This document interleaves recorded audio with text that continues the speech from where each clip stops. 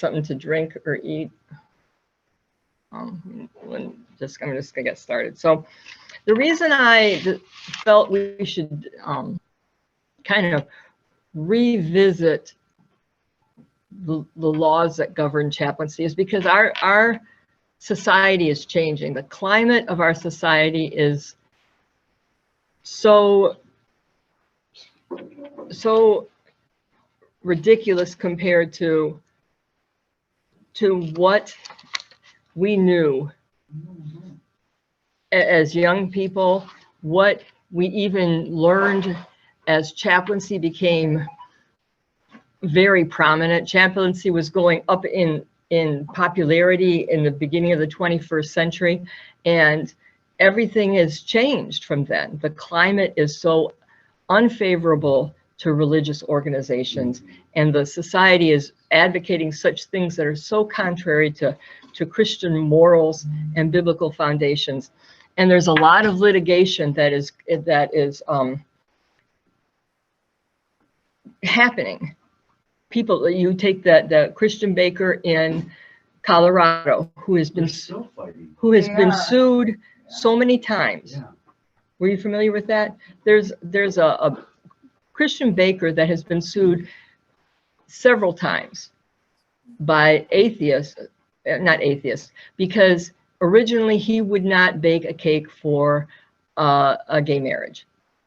So they've sued him several times. He keeps beating it, but what they're using is they're refining their tools so that they can zero in. And how many hundreds of thousands of dollars could it have cost this man to defend himself?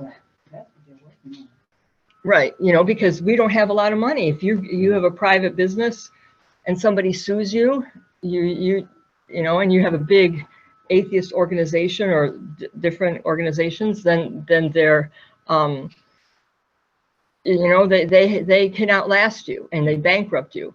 And so we need to be careful. I think most of the people that we all work with would be personal, because but if you're in some type of an entity, a government agency, or working for somebody else and exercising your chaplaincy, you have to be subject to them, and you have strangers who are not sympathetic to Christian beliefs, and so there's a lot more regulations. Well, what's interesting about that, they're Christian for one. The bakeries, they're Christian, because Muslim bakeries will not do it either. They won't do it. Right. For gay marriage, but they're not being sued. Just interesting that it's a Christian, that the attack is on Christianity, and that's really it. That's really it. That's the underlying truth of it. But it's supposed to go to the Supreme Court, right? Aren't they bringing it now to the Supreme Court? I don't have the details of that one, but we're not going to talk because that doesn't specifically deal with us. But it was just a general example of the atmosphere that we're operating in. And so we're going to start off going over some of the basic laws that gave legitimacy and advocated for chaplaincy. The most famous, I'm starting with the most famous, is the Lemon Test. And I think many of you will remember it. Lemon versus Kurtzman. And if you notice, this decision was in 1971. A long time ago, but they still use it as a basis in the Supreme Court and other courts for other decisions. And this is the three prongs, the three areas where they judge if religious things can be accommodated into secular government agencies. So the first one is that there must be the secular purpose doctrine. There must be a primary purpose, has to be a secular purpose. So we know that in hospitals, they've recognized that spirit, soul, and body type of thing, the holistic type of ministry is beneficial, but it's even challenged in that type of thing. So it can't be with a religious purpose of counseling or support. It has to have a everyday secular purpose, which is one of the reasons we don't have Bible courses as part of our continuing education, because they don't recognize that as something that's legitimate. It might be fine for Christians, but if we're not supposed to be proselytizing, although in the course of our ministry, we can and do share the gospel, but we have to always be conscious of the fact that some of the people that we work with may not be Christians, and so we do things instead of direct evangelization and that type of thing. We kind of go in the back door, but obviously we know that when people follow godly principles found in the Bible, and particularly in Proverbs, they are not in the mess that they are. They're not going to be in the same messes. And so the first thing was from Abington School District versus Schempp, I would imagine, in 1963. A school-sponsored Bible reading in public schools was found unconstitutional because there wasn't, and that's how it was a religious purpose. They were advocating a religion, and it wasn't a secular purpose. Now, I remember when I was in high school, they had a contemporary religions class, which was informing you about different religions. And I had gotten saved right before the end of my junior year. So I had a teacher that taught that. I wasn't in the class, but one of my pastors was able to come to the school and talk about Christianity, as far as being born again. Some people are Christians, but they're not born again. So. Yep, Absolutely. So the first section is that it has to have a secular purpose. Okay, so when the chaplains in ministry, that's what they're looking for. It's not that their primary goal is to do religious counseling or support, which we know support is a main thing, and they should be able to recognize or show that support is a very important part of people's lives. That otherwise they wouldn't have Alcoholics Anonymous, and they wouldn't have grief recovery groups and suicide prevention groups, because we need support. Okay, so after a secular purpose, there's the principal or primary effects doctrine. The Board of Education versus Allen, they objected in New York to providing free textbooks to parochial schools. And the law was basically because they wanted all students to have access to school materials. And it came out that they were not advocating religion, but it was making the same, it's equal for everybody, whether you're agnostic, whether you're Christian, whatever. Children in grades 7 to 12 were offered, the schools were able to get and lend free textbooks to students. And then the excessive entanglement test, and that's Walsh versus the Tax Commission. There was an objection to churches being exempt from property taxes, and that was also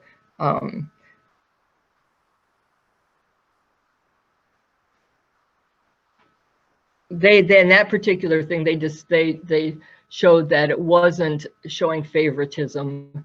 Nonprofits have tax-free property as well. So, okay, so I'm an Abington School District versus Schempp held. Number one, the First Amendment tolerates neither governmentally established religion nor governmental interference with religion. That was the first argument, or the the opinion that the judge ruled. The second was the legislative purpose of tax exemption is not aimed at establishing, sponsoring, or supporting religion. and New York's legislation simply spares the exercise of religion from the burden of property tax levied on private institutions.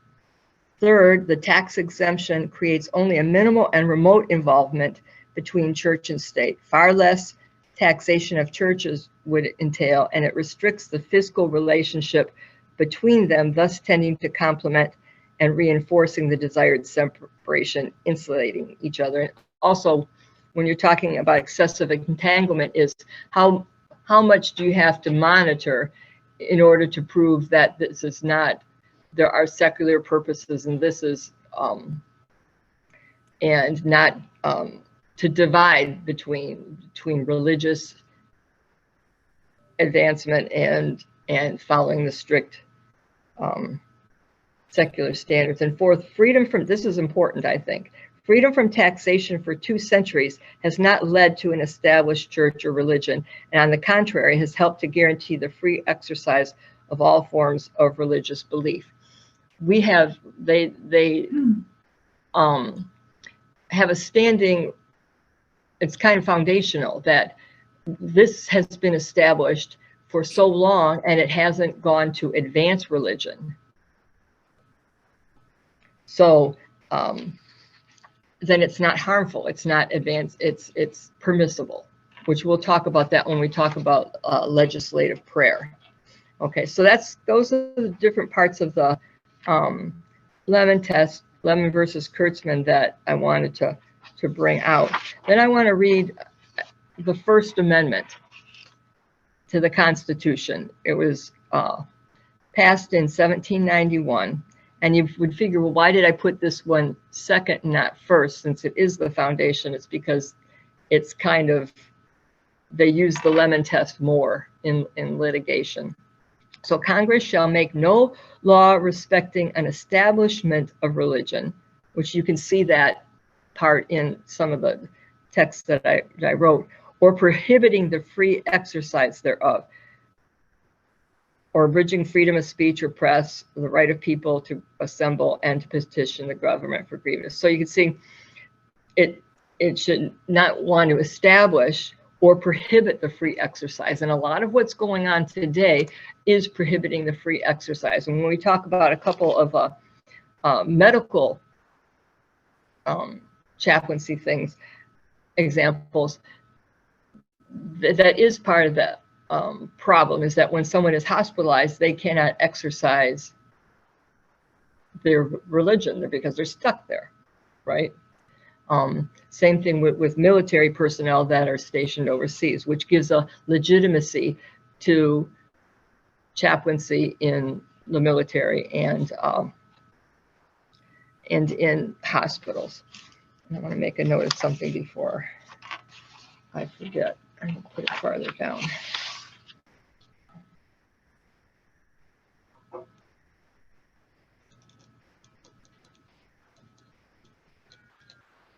Of a case that I didn't get, that I read about. Okay, so Voswinkle versus the city of Charlotte in 1980. Okay, some of you may remember about this. The city of Charlotte, now this was they made a mess when they created this chaplaincy program. The city of Charlotte, North Carolina created a chaplain program as the result of an agreement with Providence Baptist Church, which provided that the church would furnish the city with services of a minister to serve as a full-time police chaplain. Patricia Voswinkle and the Society of Separationists, aka American Atheists, insisted the agreement gave a preferred position to the participating church and to Baptists and Protestants in general, which resulted in excessive entanglement with specific denomination, as well as advancement of religion. Okay, so a federal judge in this case noted that the agreement here had several obvious and direct constitutionally impermissible effects. One, it provided for a publicly funded position that must, under the terms of the agreement, be filled by a minister. Okay, so a minister, when we talk a little, we're going to reinforce that chaplains are not considered clerics. They're not clergy,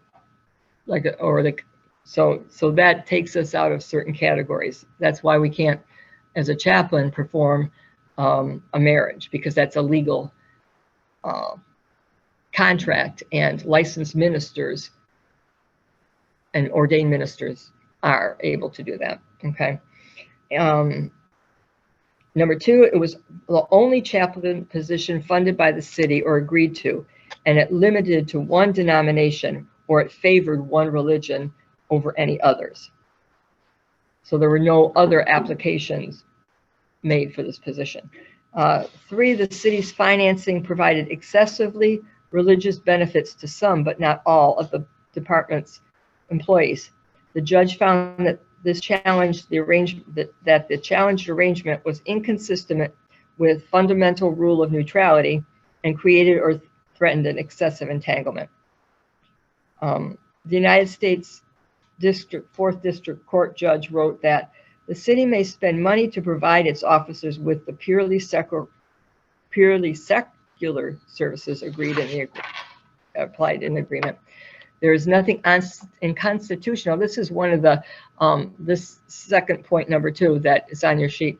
It's that there's nothing unconstitutional with hiring a clergy, which is a positive effect of the ruling, even though they kind of shot down this chaplaincy program as basically unconstitutional, because the majority of it was so contrary to things in the Lemon Test.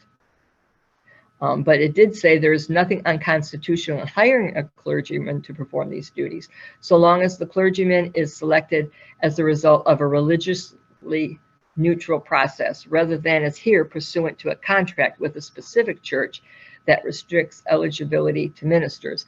And I mean, Charlotte isn't a small town, and it wasn't then either, but in the South was a lot more religious involvement than in northern states. So it was probably more prevalent. Number three, a public employee hired as a counselor through some neutral selection process is not constitutionally required to refrain from discussing spiritual, underline that, or moral matters in the course of his counseling duties. Okay, so that's important too, that they're not constitutionally, it's not unconstitutional to talk about it when we've heard different people in government organizations, or even in, for example, Julie in her school. I mean, well, your students are severely impaired. Severely impaired. So I mean, they don't talk, so they can't tell you. Yeah, so you can pray for them and talk to them. And well, I do all the time. I play Facebook as well. They like it. Really do. But in some places, we have a little bit more freedom. You know, because my principle's a little different. Right, but some places are not. That's right. That's the whole point that this class is about. That some places are not favorable. For example, Henry in his shop can do what he wants. Mm-hmm. If they don't want him to talk about God, they can go to a different shop, right? Well, when you say that, it kind of reminds me of that baker. Yeah. If they don't, if he doesn't want to give them, that's his choice, right? They can go somewhere else. Yeah. Can you hear okay, Madeline? Yes, I can hear very well. Thank you. Yeah. When you said it that way, I was yeah.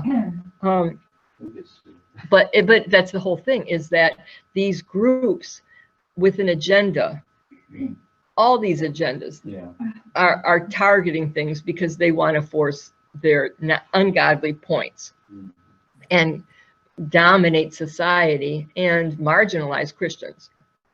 Okay, particularly as we mentioned. Okay, so it's not unconstitutional to discuss spiritual matters, but in some places the client has to bring it up. In some places we'll be more free. Okay, but you have to be aware, if you're talking to somebody that's you're not really familiar with, if you don't know their background, like the student, well, we'll talk about that one in another case. It's farther down. Okay, it's not required constitutionally to refrain from discussing spiritual or moral matters, but it just has to be that it's not openly advocating a religion, and particularly as in Charlotte, the Baptist Church obviously received favored position and notoriety in their city for providing that they provided the city with the police chaplain.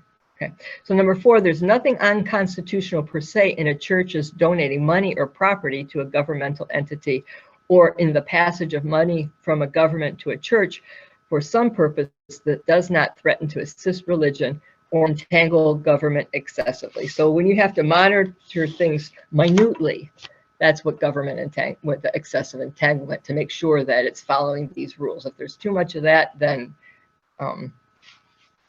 it's not a good idea. So in Carter versus Broadlands Medical Center in the U.S. District Court in 1987. So all these that we've covered so far are pretty old, in a time when there was a little bit more freedom than there is today. The challenge to chaplain paid to a chaplain in the medical center paid using tax dollars. What they found was regarding a clearly secular purpose.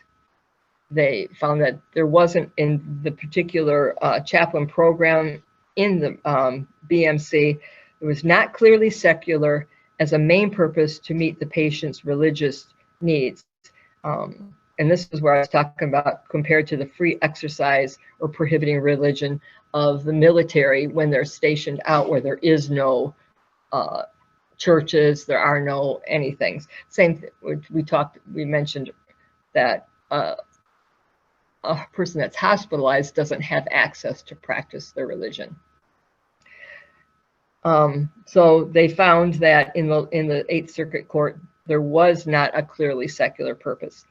They also determined that there was an advancement of religion, paying the chaplain to provide for religious needs of the employees and patients. So they also prohibited this chaplain from addressing spiritual needs of the employees directly, unless they were asked. But the good parts about it, it determined that there was not excessive entanglement. There was no direct supervision by this chaplain, by the medical center. There's administration, although they participated in doing rounds and things with the administration, they weren't governed or supervised directly by the Broadlands Medical Center. So there was no excessive entanglement. And they also determined that as far as the free exercise clause, they determined positively that the prohibition of a chaplain would directly impact the opportunity which their patients had to freely exercise their chosen belief. I have a question, and I'm gonna try to make this a concise question. But so let's say you're in like a setting and there are a bunch of Christians who have experienced a lot of trauma, and you're working as a chaplain, and they're Christians, and they want you to do kind of a group session on grieving, but they want to use like Christian principles. Can you do that as long as if a Muslim group had the same request and you were able to do it? Yes, and it also depends on where it would be too. If you were doing it inside of a church building, if you were using a school, a public school, for example, if you were using your workplace, or if you were in the hospital. So what if,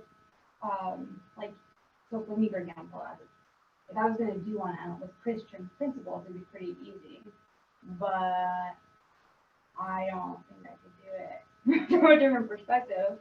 So then would you say that I would get myself into trouble? Well, I think, I guess, again, it depends on if you're doing it where it's at your work. If you're doing it at your home, if you were meeting outside of the work setting, I think one of the things would be to talk to the administration of you know what I'm saying? But as long as it's open to the people that was I mean, it should be possible for co-workers at lunch hour to have a Bible study.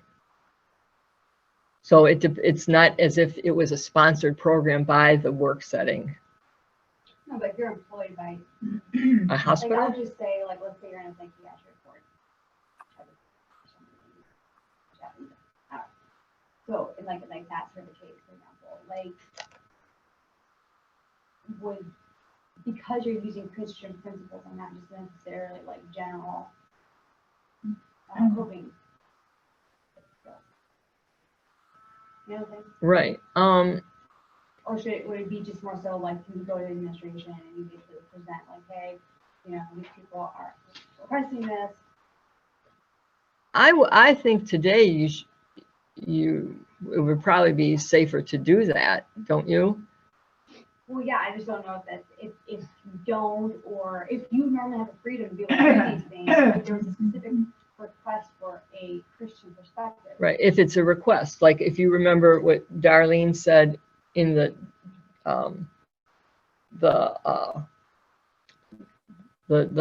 session on depression, when she had clients come to her and the door opened, she could say stuff. Now I know a lady who is in a works for a Christian counseling place, and the people that come there obviously are much more freer, but the same woman does anger management sessions mandated by the courts. So there she's more limited. So the bigger, I think the bigger the institution is, the more careful and cover your tracks. For example, is in that particular session, would non-Christians have access to the same thing? Would you be willing to talk to non-Christians, or would they have the availability, right? Right, I think whether that it's would be- Muslim or, I think that would be more, I guess what I could see a problem happening is if, because I'm a Christian, I'm a chaplain, but not necessarily Christian, right? But I am, and I could just see there being a problem if somebody, they requested it, not that I can perform that group, but I could see a problem if I could not perform another one when requested. well, when you're talking particularly, when you mentioned grief, there are non-religious grief support groups using Right, those I'm grief not- techniques. Right, and I'm saying if they wanted it specifically from a religious standpoint, because I know there's a lot of different courses. I mean, there's a lot of different things that you can provide. I just was wondering if, it would seem to me that you could get yourself into some trouble if you could, just because of who, you know, your background and everything, you could provide this, but you couldn't provide another one. Unless you could like network with somebody who could. Right. Well, I mean, I guess it would depend if another person that was outside of that group was willing to come understanding that this particular group uses Christian principles versus purely secular coping techniques. Otherwise, you would need to be able to have the availability of a second group. So, and in Broadlands, as part of what they required here is, and this is very prevalent in hospital chaplaincy, they required the modification of the chaplaincy activity abiding by clinical pastoral education principles. And that is, there's courses in that, and it's a lot more limited. But there's just, as what Elise was saying, there's just purely secular ways of supporting the patients in their turmoil, because as she mentioned, there are secular psychological techniques, right, to cope and manage some of our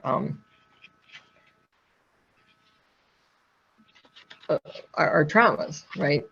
I mean, there's medical ways, and there is social workers. There are social workers that use these things. So that's a complication to ministry in hospitals because they are basically almost all requiring the CPE training to work in a hospital officially. Okay. And a We talked degree. about, yeah, a lot of them, because I looked up this one. It said my other daughter sent me a thing about a part-time position in St. Joe Mercy's systems, and they required a master's degree Yeah. and or the equivalent of life experience and training. Yeah. So it's a lot harder for us to just have vocational training in any job today. I mean, you have to have Specialized everything. yeah, it's because they want us to you know, succumb to this experts idea that you have to be. It's ridiculous to me that somebody has to go to college to be a receptionist, for example. Right. You know, I'm not paying for a college degree to get a receptionist job is like outrageous. Right. Okay, so we mentioned mandated reporters. Okay, the Michigan Child Protection Law requires certain people to report their suspicions of child abuse or neglect, and we're not going to read the Child Protection Law of Act 238 of 1975. It's in your notes, but it did note in the Michigan website that mandated reporters in Michigan include physicians, licensed emergency medical care providers, licensed master social workers, school counselors, dentists, audiologists, licensed bachelor social workers, teachers, physician's assistants, psychologists, registered social service technicians, law enforcement officers, dental hygienists, marriage and family therapists. So if you're a clergy, but even though you do marriage and family counsel, that doesn't necessarily count, but then right below it, it says members of clergy. But as a chaplain, you might do some counseling. So you're not exactly included in the mandated reporters.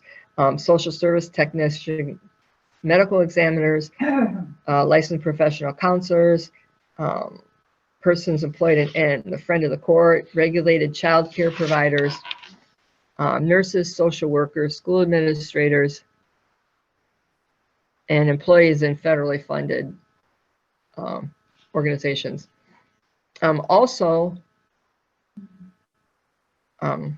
I'll just go on. The following Department of Human Services employees also have a legal mandate to report suspected child abuse or neglect. Eligibility specialist, independence manager or specialist, social services specialist, social work specialist. Notice they're all specialists. Mhm. Social work specialist managers, welfare services specialists. And I would consider the possibility of physical therapists being added to this list, because I did see over the summer that being thrown around in one of the health committees of the legislature, Michigan legislature, so they might add physical therapists to the list. And in talking about the speciality needs, not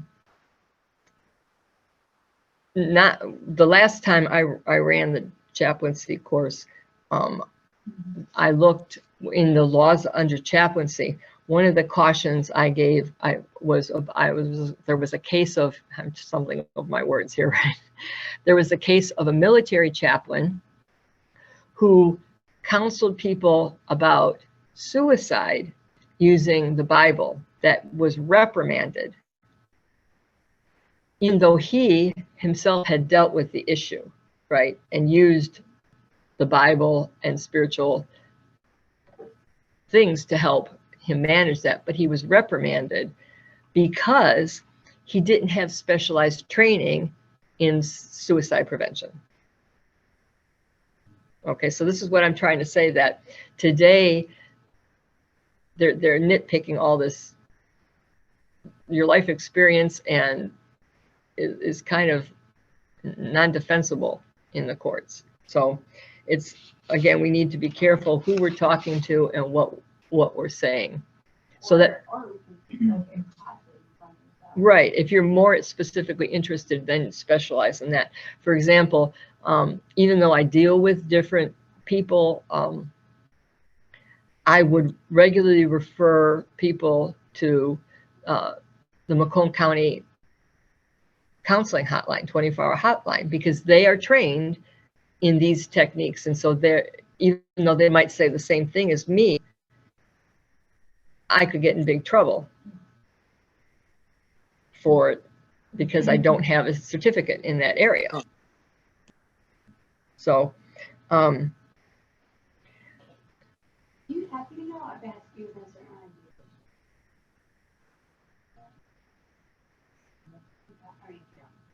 I haven't seen anything that requires that. It might be in a job you have to do specific courses. But I think even in most professions, your continuing ed courses are your choice, unless your employer or your organization requires that you attend one that they sponsor. Okay. As far as confidentiality, we as chaplains, obviously, or any kind of support ministry as counseling or helping people, should keep things confidential. And you know, we don't, when we're talking about people, we don't use clients' names, people's names. You know, even like if you're in a hospital elevator, you don't talk about a person's chart or whatever, that type of thing. So ethically, as Christians, keeping the things people confide to us is important. And that's why they come to us, because they think that they feel that we can trust them.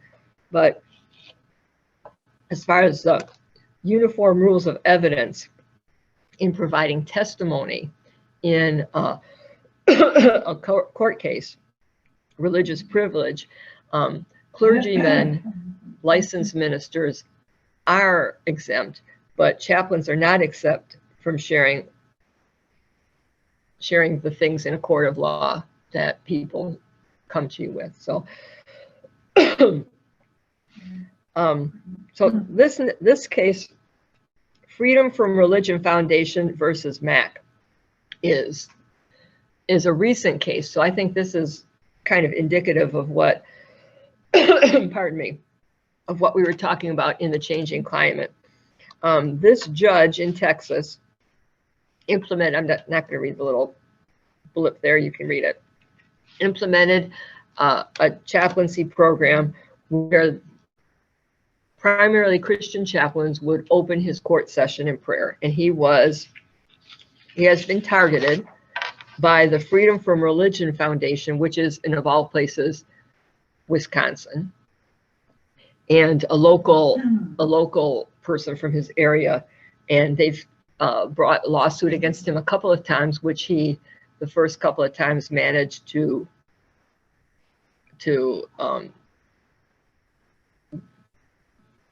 escape injury. But they maintained that chaplain-led prayers are unconstitutionally coercive with purpose and effect of promoting religion. However, this is really recent. In May of 2021, the U.S. District Court judge ruled that Judge Wayne Mack did violate the Establishment Clause, and the ruling is being appealed in the Fifth Circuit Court in New Orleans. The positive thing is that on the July 9th of 2021, the Fifth Circuit Appeals Court Judge Andrew Oldham allowed that a stay of the ruling, so that while his case is being appealed or waiting to be appealed and judged on, he can continue to have the chaplain-led prayer in his courtroom. There is a basis in the legislature of opening the legislative sessions in prayer, and there has been challenges to that in certain areas, but they've basically held that it's permissible. And if you remember at the very beginning, we talked about this long standing of 200 years,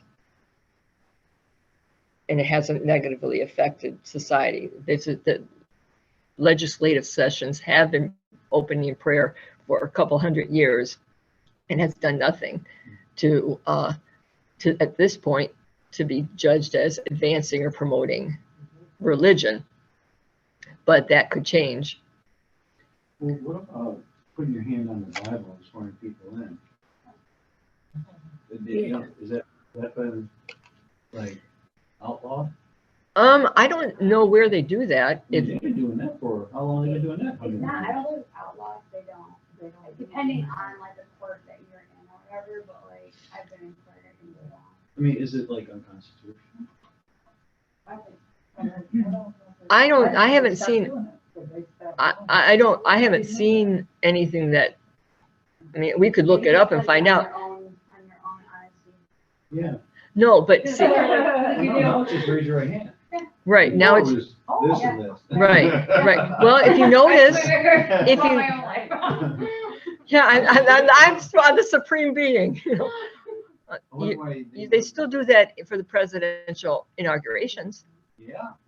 But when I was on jury duty this summer and you raised your hand and you just swore or affirmed to whatever, there was no Bible. Yeah, I was just curious what happened to it because it used to be. Yeah. They call a witness upon the stand. That's what they did. And now they generally don't. No. I just wonder if maybe somebody challenged that.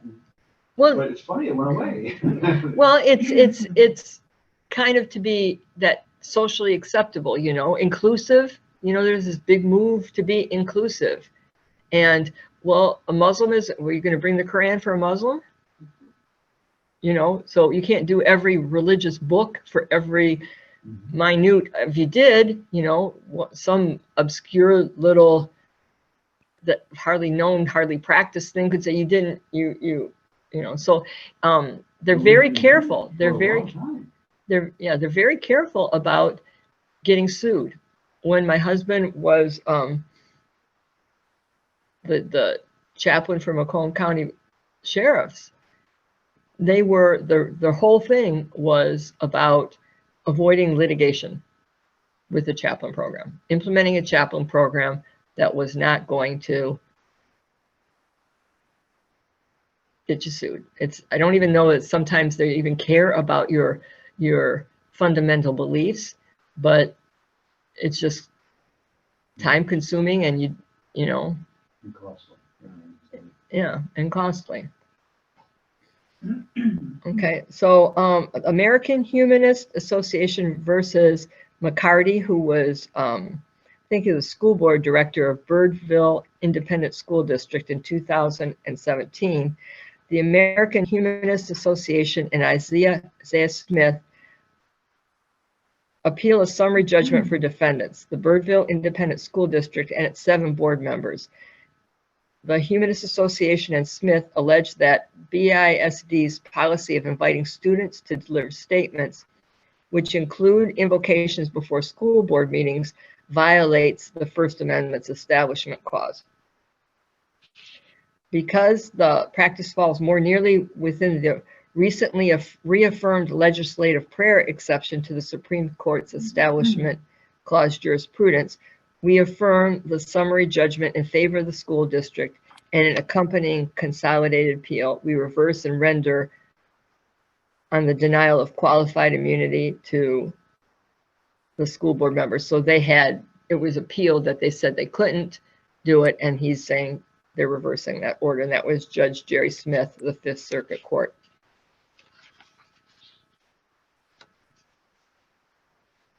Okay, let me turn my page. Okay, American Legion versus the American Humanist Association. This is from 2019. Okay, I remember this being in the news and hearing about it and not knowing what came up of it. And this went up to the Supreme Court. So there's this, the background information of a Latin cross erected in a certain intersection in Maryland Well, it wasn't an intersection at the time, to as a commemorative thing for the memorial for the county soldiers that were World War I. And apparently the cross, this particular type of cross, was an emblem associated with World War I. And little by little, that piece of property fell into other people's hands, and that the Maryland National Capital Park and Planning Commission took over management of the property, and that became in a place where there was a major intersection in 1961.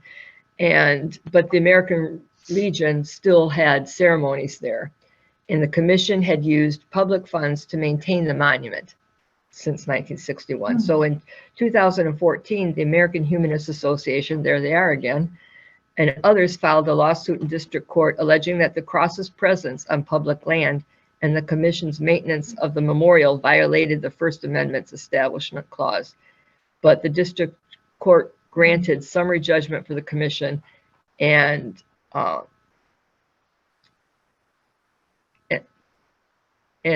Fourth Circuit reversed it. The judgment held that okay, so the original court, the district court, ruled in favor of the American Legion, and the Fourth Circuit Court reversed it, and the Supreme Court in 2019 reversed the judgment and allowed it to be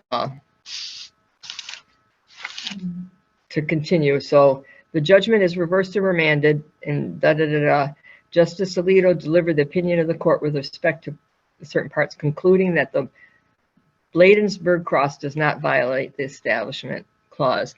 So what does this have to do? What does a cross have to do with with chaplaincy? What?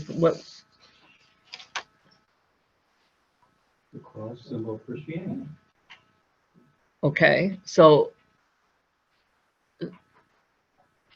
yeah, so somebody, the atheist, the humanist, objected to a Christian symbol. Yeah. Foundationally, there was, as the chaplaincy was gaining legitimacy, challenges to manger scenes, and the rulings in favor of allowing a manger scene when it was incorporated with other holiday decorations I'd have to look at my notes because I didn't bring it. It was a basis for some rulings as far as the legitimacy legally of chaplaincy. But I'm trying to think of how it was, because I didn't look it up in the old notes that's how it relates. But it's another example of how long-standing traditions and accepted values are being eroded, and something that was established and done in the beginning of the 20th century. And well, when you think of chaplaincy, don't you think of Christianity? What other religious organizations outside of Christianity have people called chaplains?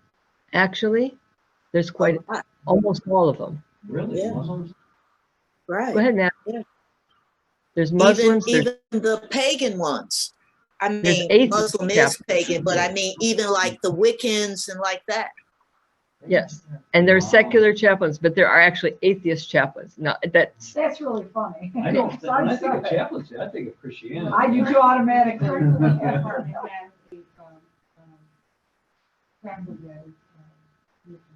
Muslim. And that's important, because otherwise it has to be neutral. Your organization has to be neutral. If you provide it for a Christian, there has to be the availability to other religions or atheists. Now, I don't know how you could, I don't know what kind of support an atheist morally and emotionally. I don't understand why they just wouldn't have a different title. That's what I don't understand. Even like that, I'm like, well, there's a lot of other positions that you could go obtain. Well, you have I to. don't understand. Like, I don't understand what the draw is to being a chaplain. Catholic. I mean, I always knew that, but at the same time, I'm always like, well, how do you try to be a Catholic? Well, yeah, traditionally, originally, doesn't everybody think of a military chaplain? And they're almost always a Catholic priest or a Protestant. But now,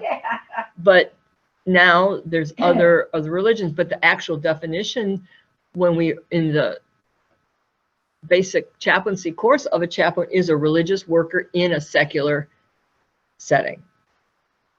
So that's what we are. And that's a way of being that light and salt wherever you are. And it is a different way of reaching the world for the gospel. It's just we have to be careful. We have to be careful in what setting. Are you still able to go to the incarcerated youth ministry, or you don't do that anymore? No, I don't do it. Because they did close down, and after they stopped up, you just didn't go back. But I imagine that visiting with juveniles in a detention center, there's regulations too. And based on your facility or your institution and the management, you could change managements, and in the blink of an eye. Well, they were, it was for one, it wasn't mandatory that they come down. And if they were Muslim or didn't believe, they did not have to come down. But some people probably came because they wanted to talk to somebody, right? Yeah. Even if they were not Christians or other religions. Right. But they knew that The chaplains through. the chaplains, we came in, we had our Bible, and we could all like Jesus. So, on knowing that, if they didn't want to come down, they didn't come down.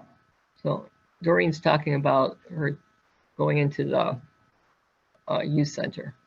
She's covered up. You probably can't hear her, Madeline. Yeah. I know she's talking about being in the incarcerated youth, but yeah, I can't understand what she's saying. Now, I was saying that it was not mandatory that the young men come down or young women. Oh, right. Atheists, they did not have to come down. It's not mandatory. Which is probably similar to a prison chaplain, that they want the activity. Right. And some people just go whether they're Christians or not, but the gospel comes out. So, okay, so basically, and this is a shorter class, but it's important for us to be updated and refresh ourselves. And right now, need to watch and be aware of what's happening. It's a critical time in the body of Christ. Our godly values are being challenged. Chaplaincy doesn't have the favored status that it did when it started coming up in the beginning of the 21st century. It blossomed, and there's, at that time, tons of Christians wanted to be a chaplain. All the courses were full all the time. The restrictions on what we do in different organizations have become greater. In these last 2 years, the whole gospel ministry has been curtailed. It's been crippled. And, we need to take a stand. We need to be bold. We need to step out. There's some countries, ministers, my husband hasn't been able to go anywhere for 2 years. Go overseas because they don't let you in. Even the ministers in foreign countries, their movement is limited, what they can do, all these different regulations. But there are doors open for chaplaincy. I can see that because of the increased need in the isolation of the people, that our support ministry and reaching out to people in hospice and hospitals, in support groups, in prison ministry, are, just reaching out. People are isolated in their homes and afraid, and they need us. They need the word of God, and we need to step out, and we just have to pray and believe and walk through the doors when they're presented to us, because the people need God. In First Chronicles 12:32, it says, the sons of Issachar were men that had understanding of the times to know what Israel ought to do. We need to be like the sons of Issachar. We need to be aware of the times so that we know what to do. And today, when they're calling evil good and good evil, we need to be that light. The motto that I have for ICT is, what is it? Oh gosh, blank. Defending the faith by demonstrating its reality. Very good. So, and because we are demonstrating the reality, people that won't come to a church, we can reach out to them.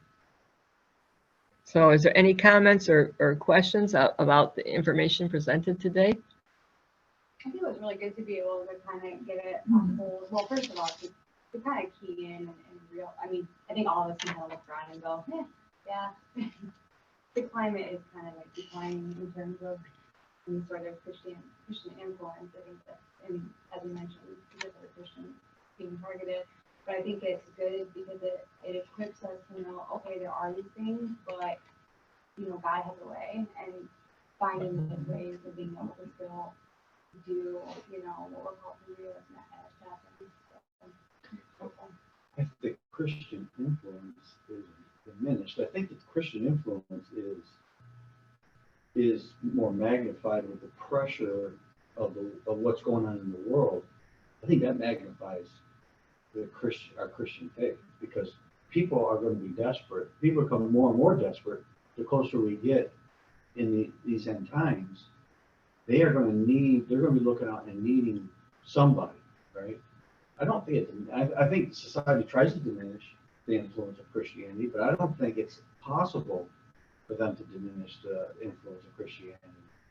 As long as the lights are shining, right? As long as our light shines, I don't think our influence is diminished. I think it's magnified the closer we get to the end times.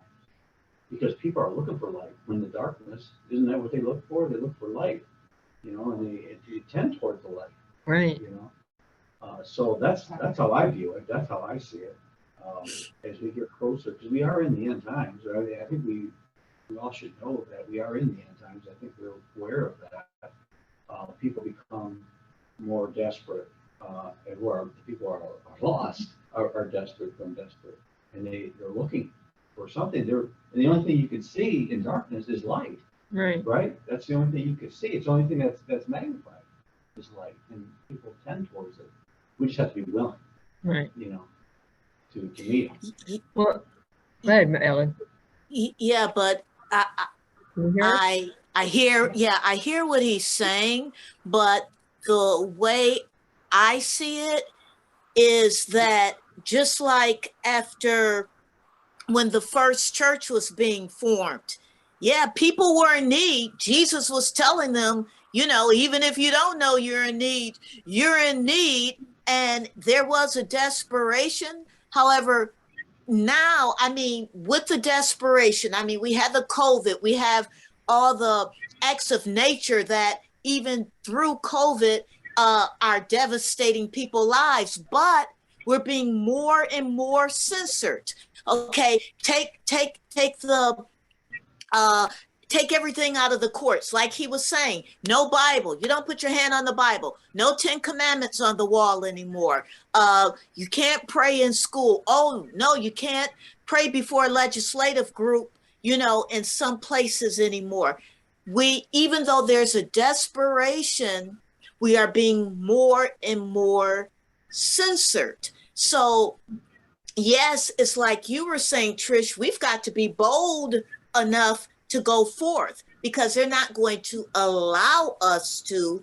We have to push through and say, but this is the commission that Jesus gave us. So do or die, I've got to fulfill the commission.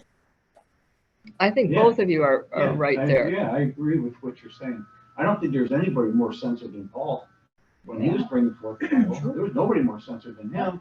And he still had the ability to be effective for God because he pushed through. He was willing to be persecuted. That's the thing. We have to be willing That's right. to That's be persecuted. You guys brought up a point that I wanted to actually bring out in this class.